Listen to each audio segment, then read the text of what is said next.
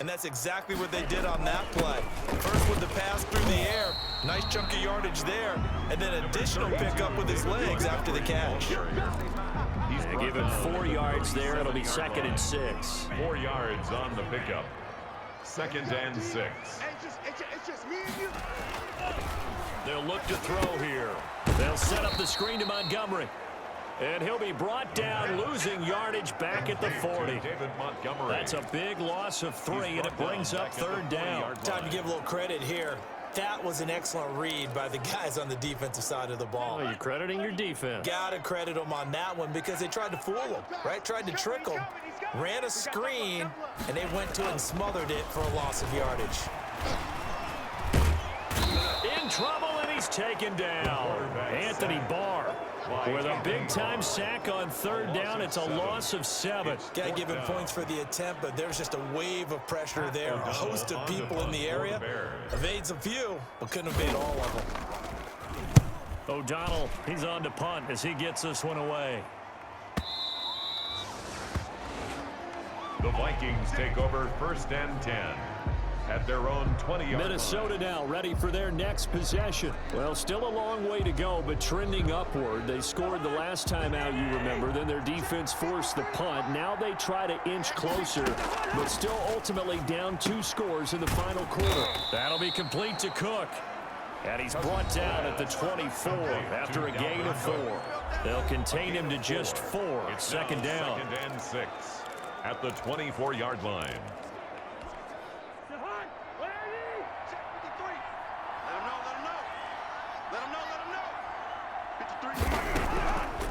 Cousins to throw it. And that's taken in. It's B.C. Johnson. And he'll be brought down right at the 30 here.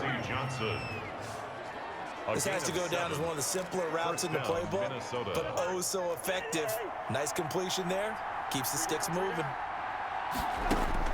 1st down. Here's Cousins.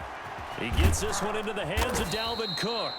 This will be stopped about 2 yards shy of the marker. 8-yard gain, 2nd and 2. They don't need to run another play here before the 2-minute warning.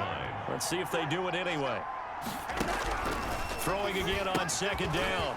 Cousins. He's going to get this one down to Cook. And he will be taken down, but a big play there as it comes just as we reach the 2-minute warning.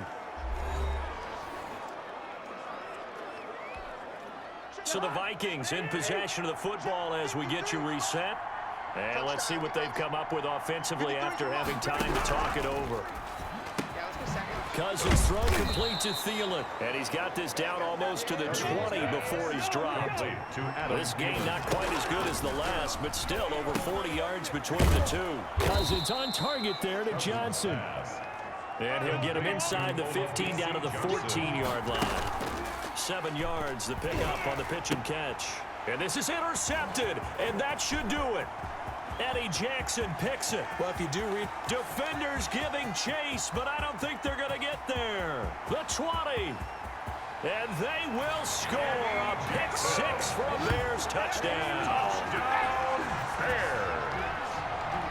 Now remember, this is the #1 defense in the National Football League. There's a good example of why. Shows that they set an aggressive tone, not just stopping the run, not just getting after the quarterback, but the ball's in the air. They treat it like they're the receivers, and they went after that one and took it all the way. So they'll get another shot on offense following that pick 6, and now the kick is away. And this carries into the end zone. And he'll decide to not bring this one out as their drive will begin at the 25. Now the Minnesota offense set to take over again. Well, I think that the folks here had hoped that maybe this home atmosphere would carry their guys to a surprise victory, but it does not appear that that's going to be the case. There's too much to handle on the other side of this one. Now he dumps this off over the middle. And he's taken down but able to slip across the 35. Play fake. Cousins. Solid way to start the drive. 13 yards, picking up the first. And they're going to have this across midfield and inside the 45. A good pick up there of 20 yards. Got his man complete over the middle. It's Cook. And they're able to get this one past the 30 to the 25-yard line. Now after the completion, we're going to get a timeout, an injured player. While the training staff takes a peek, we'll take a break. Cousins on first down. Over the middle, complete. It's Cook.